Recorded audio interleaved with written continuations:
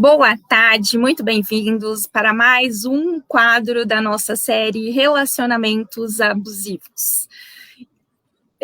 Para quem não me conhece, o meu nome é Adriana Perrone, eu sou advogada processualista, especializando em psicologia criminal e forense, e junto com a Andrea Roma, nós idealizamos esse quadro para trazer um assunto que está tão em alta, né, no nosso dia a dia hoje, que são os relacionamentos abusivos.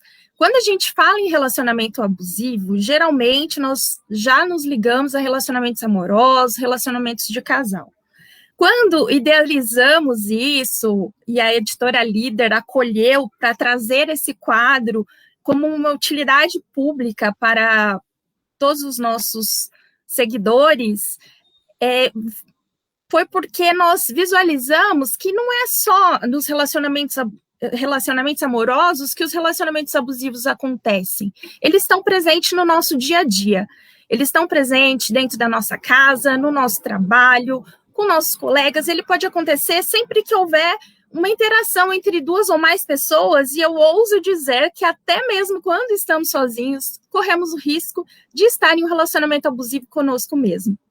Então, foi justamente por isso que a Andrea abriu esse espaço para que a editora Líder trouxesse esse assunto à tona e mostrasse um pouquinho sobre esses relacionamentos abusivos. Porque quando nós estamos envolvidos nesse tipo de relacionamento, muitas vezes nós não damos conta de que estamos vivendo um relacionamento abusivo.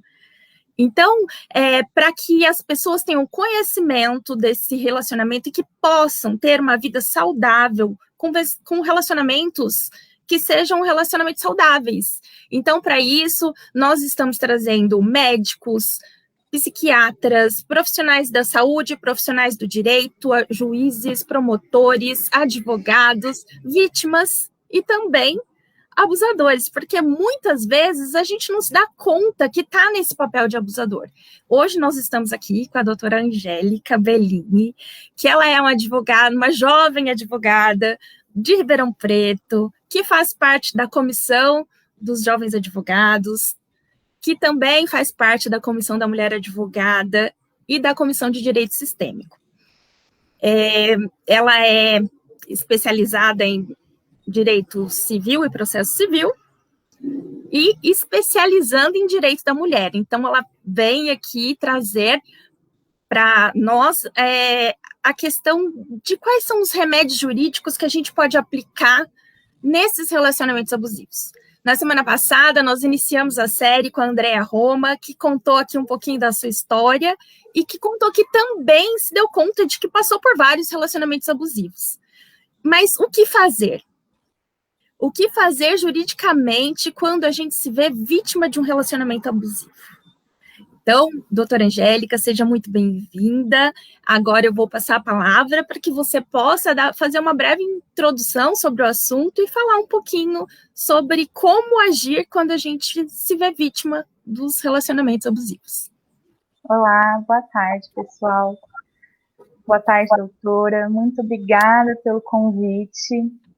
Foi uma honra, mas é uma honra ainda maior saber que eu estou fazendo parte desse projeto da editora Líder, da Voz das Mulheres, né, esse quadro maravilhoso que trata de relacionamentos abusivos.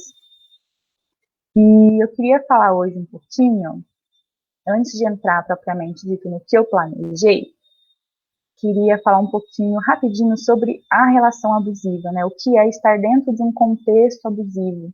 Né, o que é uma relação abusiva. Como a doutora falou, a relação abusiva ela ocorre quando existe ao menos duas pessoas, ou quando a gente está sozinho, né? No caso aqui a gente vai falar quando existe ao menos duas pessoas, uma relação afetiva ou não entre pelo menos duas pessoas. E quando existe uma relação de poder entre uma pessoa a outra. E esse poder é manifestado por meio de manipulação, ameaça, ordens, diretas ou indiretas, por meio do medo, né? E a pessoa que está sendo vítima desse abuso, desse relacionamento abusivo, demora um pouquinho para perceber que ela está introduzida num relacionamento abusivo, num relacionamento tóxico. né? Porque ele pode ocorrer em vários tipos de relacionamento, não só amoroso, mas também em círculos familiares, em relacionamentos de amizade, em relacionamentos de trabalho, em relações institucionais. E é complicado a gente perceber, a gente admitir que está vivenciando um relacionamento abusivo, porque a gente tem a ideia de que o abuso ele acontece a partir do momento de que nasce uma ofensa verbal ou física. E não, o abuso ele começa já com a manipulação mental, com as ofensas morais.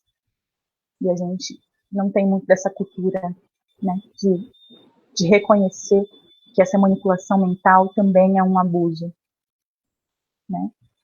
Então, eu queria trazer duas questões.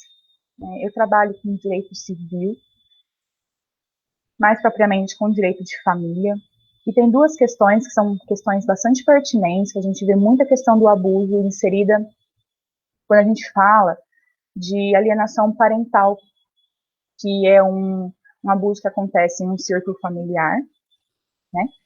E essa questão, a alienação parental, ela está prevista na Lei 3.431 de 2017, que é uma lei, se a senhora me permite ler, que ela garante os direitos da criança e do adolescente vítima ou testemunha de violência. Quando a gente usa o termo violência, quando a lei usa o termo violência, é porque essa lei visa proteger a criança ou adolescente de qualquer tipo de violência, seja ela física, verbal, sexual ou psicológica. E dentro da violência psicológica encontra-se a alienação parental. A alienação parental nada mais é do que a promoção, né, do que o induzimento de um dos genitores, ou por quem tem a criança na sua tutela ou na sua guarda, de desprestígio do outro genitor. Ou seja, eu pegar essa criança que está sob os meus cuidados, ou esse adolescente que está sob os meus cuidados, desprestigiar o outro genitor ou a outra genitora, de modo que essa criança ou esse adolescente crie repulsa, crie rancor, rompa o vínculo afetivo, deixe de querer conviver com essa pessoa. Isso é muito grave, porque eu estou interferindo numa relação afetiva. Eu estou ou impedindo de uma relação afetiva ser construída, ou eu estou interrompendo a continuidade de uma relação afetiva. Isso é um abuso normalmente são os pais que cometem contra os filhos. Mas, doutora, quando a gente fala em relacionamento abusivo, nunca vem na nossa cabeça, como leigo, a questão de que isso pode acontecer dentro da nossa casa e que a gente pode, muitas vezes, estar fazendo isso com os nossos filhos. Isso. Porque, muitas vezes, a gente não se vê como abusador, né? A gente consegue até se identificar como vítima, mas o abusador, ele muitas vezes não percebe aquilo que ele está fazendo. É algo tão automático, né, que acaba acontecendo. Mas somente os pais podem ser os agentes dessa alienação parental? Não. Desculpe, não. Qualquer pessoa que tenha a criança ou adolescente sob os seus cuidados, né? Eu trabalhei num caso super interessante. E quem cometia alienação parental era a avó. A avó materna cometia alienação parental contra o pai da criança. E foi uma alienação tão, eu não sei se interessante é o nome, mas assim, interessante no ponto de vista jurídico, porque ela conseguia manipular essa criança de tal forma que a criança criou memórias de abuso, criou memórias de violência mesmo, né? Criou memórias que ela nunca vivenciou. Ela repetia frases que ela ouvia a avó dizer, né? Então essa é a violência psicológica, né? Essa é a alienação parental. E é complicado mesmo, como a doutora disse, porque a violência psicológica, ela sempre vem disfarçada de preocupação. É uma preocupação excessiva. Mas a alienação parental, ela tem algumas características bastante peculiares, né? Então, ela tem uma linha que divide entre preocupação e alienação. Porque a alienação, ela tem o cunho específico de impedir o contato dessa criança, desse adolescente com o genitor ou a genitora. Então, eu vou desqualificar essa pessoa, eu vou mentir para a criança ou para o adolescente sobre essa pessoa. Por exemplo, eu já vi casos da mãe ou do pai ligar, por exemplo, a criança mora com a mãe e o pai visita aos finais de semana. A mãe liga para o pai, não vem visitar porque ele está doentinho. O pai fala, ok. E a mãe fala para o filho, olha só, o seu pai não veio te visitar. Então, eu estou criando mentiras. Ou mudar de endereço e não avisar para onde foi, né? E a doutora está falando, né? A gente está vendo a questão da alienação parental aí em casais que romperam o matrimônio. Isso. Mas eu acho pode existir essa alienação parental mesmo com casais que ainda convivem juntos?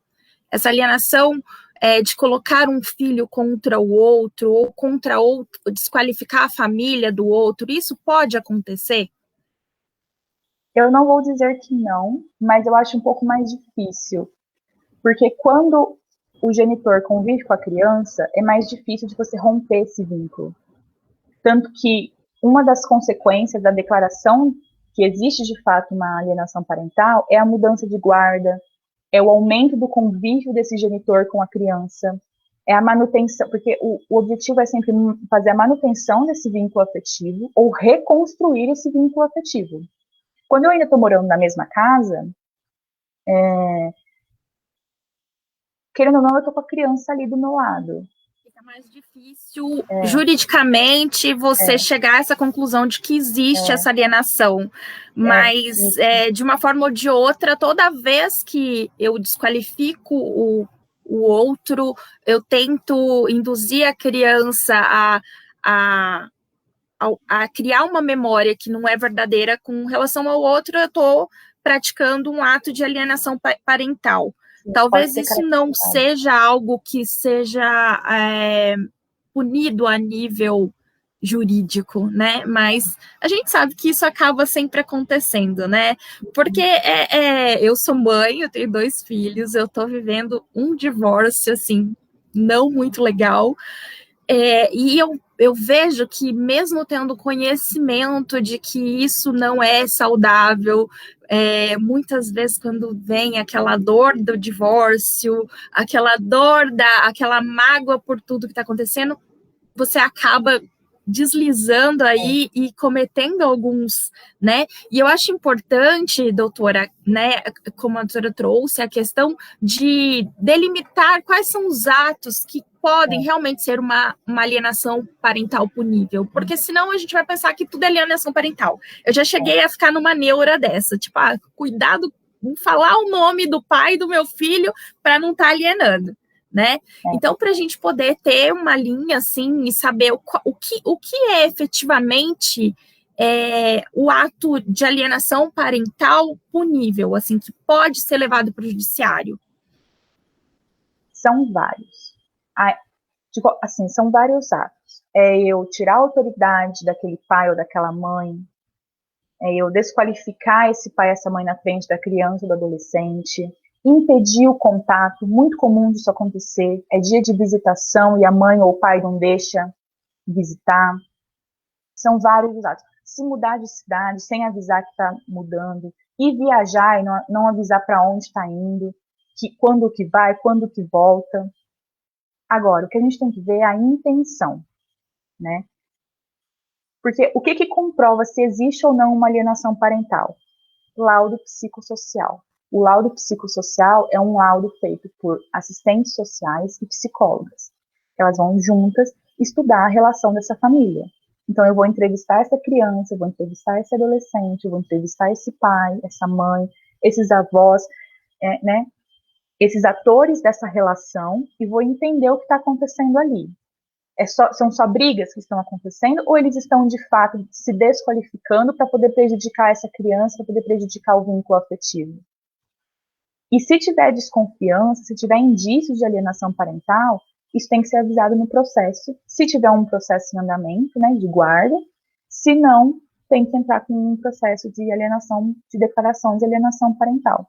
Esse processo tem tramitação prioritária, porque envolve criança e adolescente, então a prioridade é sempre preservar a integridade da criança e do adolescente. O Ministério Público vai ser ouvido, vai ser feito esse laudo psicossocial, e se no futuro for, de fato, concluído que existe uma alienação parental, são várias as penalidades, desde uma advertência ou uma aplicação de multa pecuniária, até mudar a criança de domicílio, perder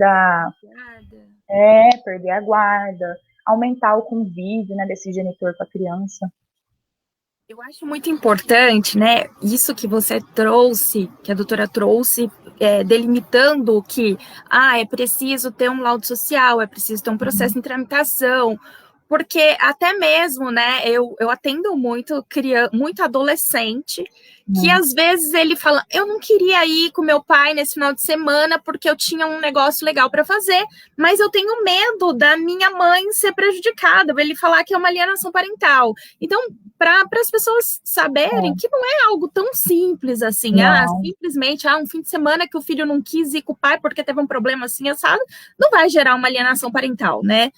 Então, acho que é importante trazer isso para o conhecimento, até para os adolescentes, que eles veem muito isso, né? Porque eles acabam entrando nessa dor do divórcio, acabam ficando preocupados em que será que se eu fizer isso, eu vou prejudicar esse, eu vou prejudicar aquele, se eu falar isso ou aquilo, mas que é algo que tem que ser estudado, tem um estudo social, e eu acho que isso é muito importante, né? Analisar falar o contexto, sobre isso. Né? É o contexto como um todo, não é uma situação, né?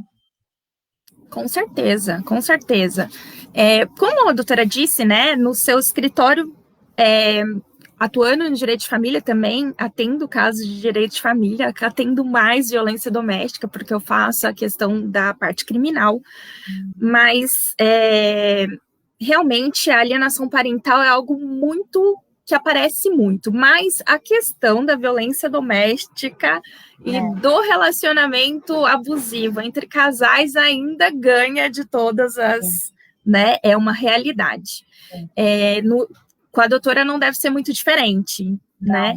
E como é o atendimento desses casos de que há um relacionamento abusivo, que há a violência, seja ela física, psicológica, patrimonial, sexual, né? Como é que é esse tipo de atendimento? Como as pessoas que estão vivendo isso levam esse caso até um escritório de advocacia? As pessoas, as mulheres, né, normalmente, chegam muito fragilizadas, né? Porque elas não estão empoderadas, né? Então, isso é muito interessante também, porque as pessoas acreditam que a violência em relações afetivas também, ela começa quando existe a marca no braço ou a marca no olho, e não é, né? Normalmente as violências, né, as mulheres que vivem em situação de violência doméstica, vivem uma situação de várias violências, e a primeira delas, normalmente, é a violência psicológica. Então, começa-se a minar toda a energia dessa mulher, todo o empoderamento, toda a certeza que ela tem sobre ela, começa-se a excluir essa mulher dos círculos de amizade, da família, e aí ela vai se sentindo sozinha, vai se sentindo enfraquecida de lutar contra esse relacionamento. Então, é bastante complicado. Eu já vi casos, que é muito comum também, mulheres procurarem ajuda profissional, né, de um advogado, às vezes de delegacia, mas desistirem logo em seguida. Isso é muito, muito comum. Exatamente porque não estão, às vezes, empoderadas o suficiente de si mesmas. Né? O que a gente tem que entender, o que a gente tem que sempre ter em mente na hora de atender essas mulheres, na hora de lidar, de conversar com essas mulheres, primeiro passo, não julgar. Nunca julgar. A gente não sabe o que se passa na cabeça dessas mulheres. Né? Estudos apontam que um dos principais motivos pelos quais as mulheres não saem de relacionamentos abusivos é exatamente o medo do parceiro. Então, elas têm tanto medo que elas preferem continuar do jeito que está do que correr o risco de piorar, às vezes de morrer, ou dependência financeira, ou porque tem filhos, não tem para onde ir. São vários motivos e a gente não sabe a história daquela mulher, então não cabe a nós julgarmos. Isso foi uma coisa muito legal que eu aprendi, inclusive, no direito sistêmico também, né? A gente sempre respeitar a história do outro. E o quanto é difícil esse não julgamento, né? Eu percebo, eu falo assim, quando a gente vivencia na pele essa situação, a gente tem um pouco mais de propriedade para dizer o quanto é difícil esse julgamento, porque por mais que você diga, em primeiro lugar, não julga, eu vejo, né, por exemplo, no meu caso do divórcio, o primeiro embate que eu tive foi a questão de levar a situação até um advogado, do não julgamento. Eu já chegava pensando assim, eu sei que ele vai me julgar por isso, ou por aquilo outro. E o quanto isso me trouxe de uma nova forma de receber essas mulheres que vão trazer estes casos para o meu escritório. Porque talvez eu tivesse esse monte de julgamento antes de eu vivenciar essa situação, e eu pude sentir o quanto isso faz com que a gente dê um passo atrás. Ah, não, vou ser julgada, então não vou falar sobre isso, né? E aí você fala que muitas desistem. Uma dúvida de muitas pessoas as medidas protetivas de urgência. A mulher sofreu violência e elas podem ser decretadas mesmo contra a vontade da mulher que foi violentada? Então, as medidas protetivas, elas são uma medida que a mulher pode solicitar na delegacia, né, depois de registrar um boletim de ocorrência, quando ela está em situação de violência doméstica. Agora, as medidas protetivas podem ser decretadas mesmo contra a vontade da mulher? Existe uma divergência jurisprudencial nesse caso, mas nós somos da corrente de que sim, elas podem ser por dois motivos. O primeiro deles é de que essa mulher encontra-se muito fragilizada, muitas vezes ela não encontra nem força para pedir ajuda, né? Então, é papel do Estado, do Poder Judiciário, enquanto tutor, né, da sociedade, dar essa medida protetiva para essa mulher. E a segunda razão é que a medida protetiva de urgência prevista na Lei Maria da Penha, ela não visa proteger apenas a mulher em situação de violência doméstica, mas também a família dessa mulher, os filhos, as testemunhas dessa violência. Então, essa medida ela pode e deve sim ser decretada mesmo quando a mulher fala não quero. Na verdade, num mundo ideal, deveria o juiz chegar e falar para essa mulher por que a senhora não quer? O que está acontecendo? Vamos entender este contexto, o que está acontecendo, e fornecer todo o apoio que ela precisa, né? Por isso que também a questão de você ter apoio familiar, apoio de amigos é muito importante, né?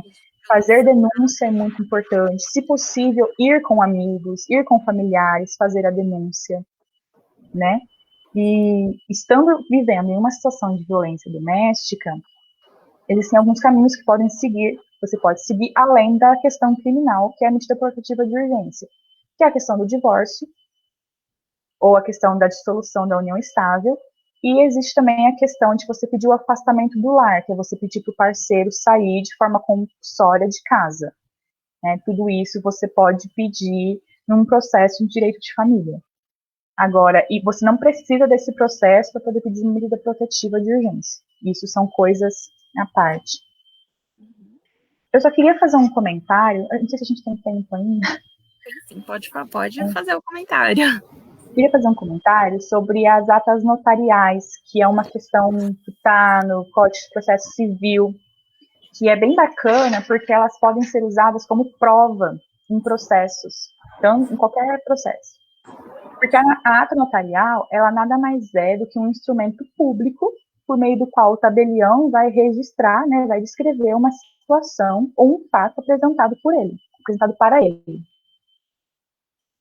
Quando esse fato, essa situação é registrada numa ata, num documento público, ela é dotada de fé pública.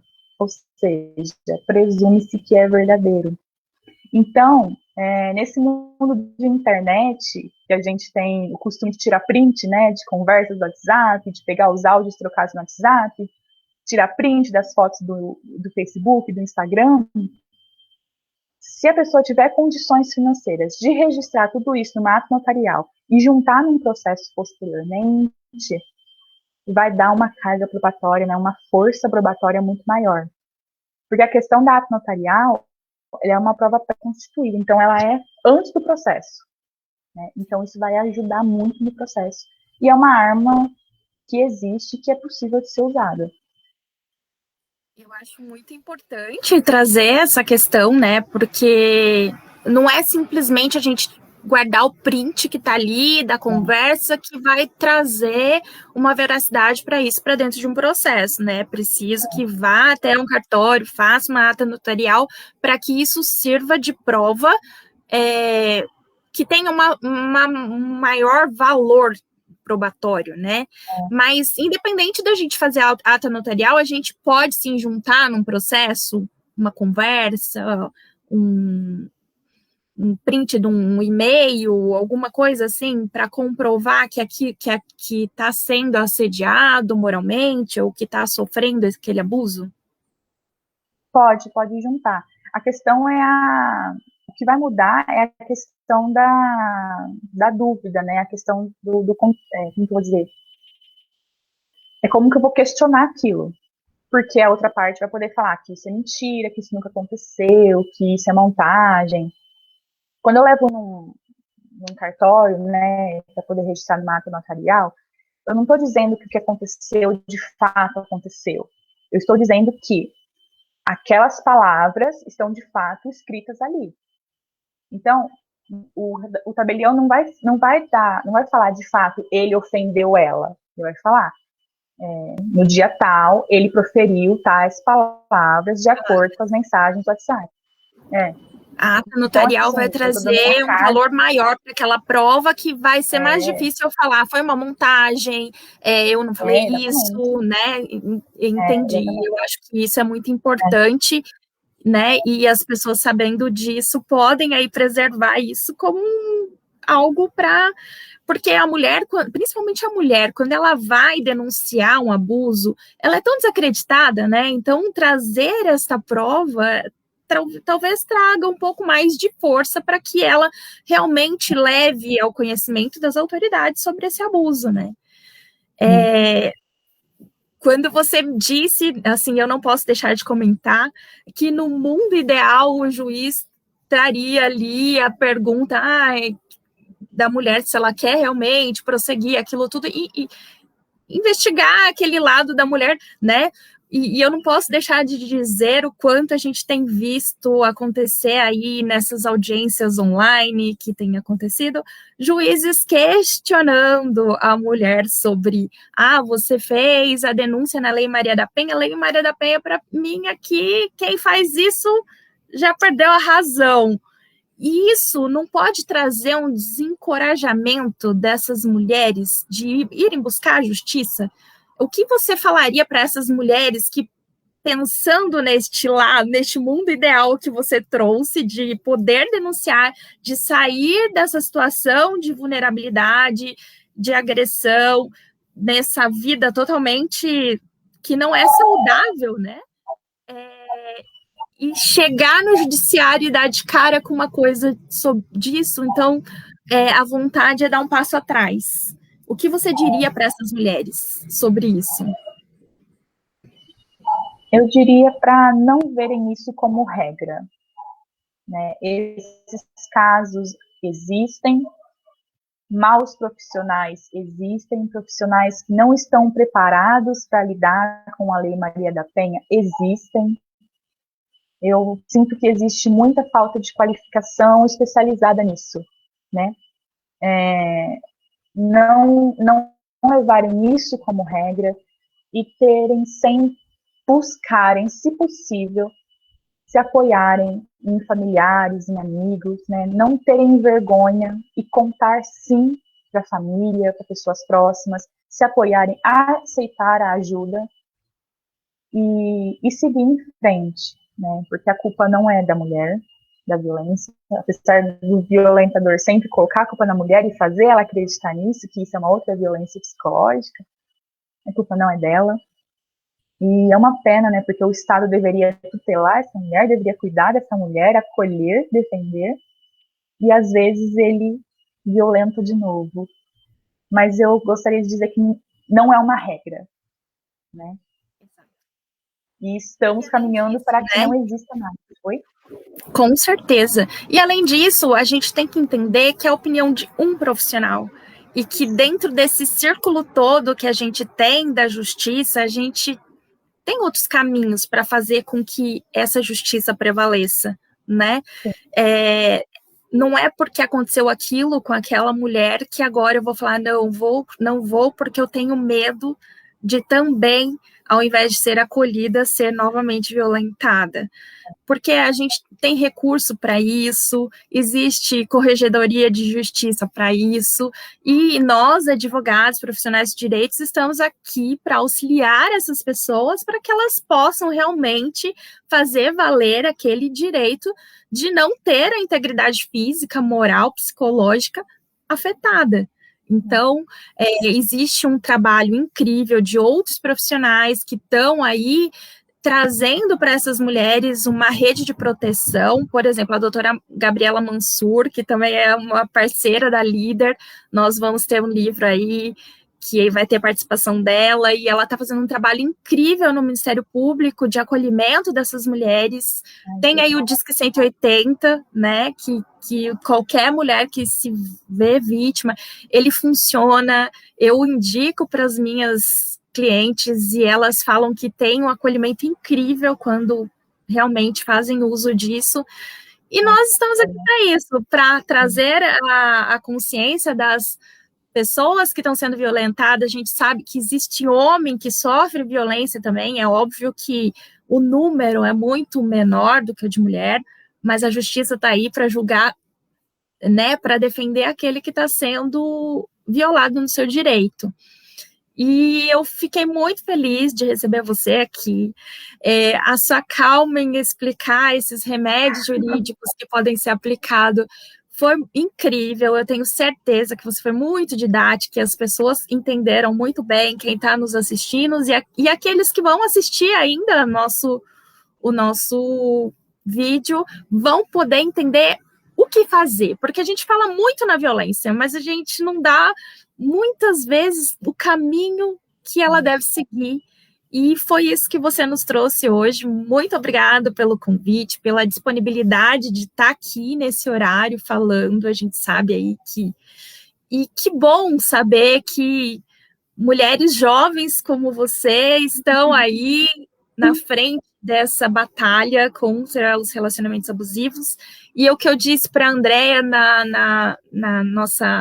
no nosso quadro passado é que eu quero muito que a gente traga essa consciência esse ano, para que no ano que vem a gente possa estar falando de relacionamentos saudáveis, que a gente possa cases de sucesso de pessoas que conseguiram sair desses relacionamentos. Porque o quanto é difícil a gente sair desse tipo de relacionamento, quanto é difícil a gente se identificar dentro de um relacionamento abusivo. E aí, conhecendo aquela questão sistêmica, que eu sei que a doutora também gosta e atua aí com o direito sistêmico, o quanto a gente se coloca novamente em relacionamentos abusivos e vira um ciclo. Se a gente não aprende a identificar e não tem pessoas que nos acolhem com humanidade, como você mesmo disse aí, o quanto isso vira um ciclo que parece sem fim, mas tem fim, e a gente está aqui para isso.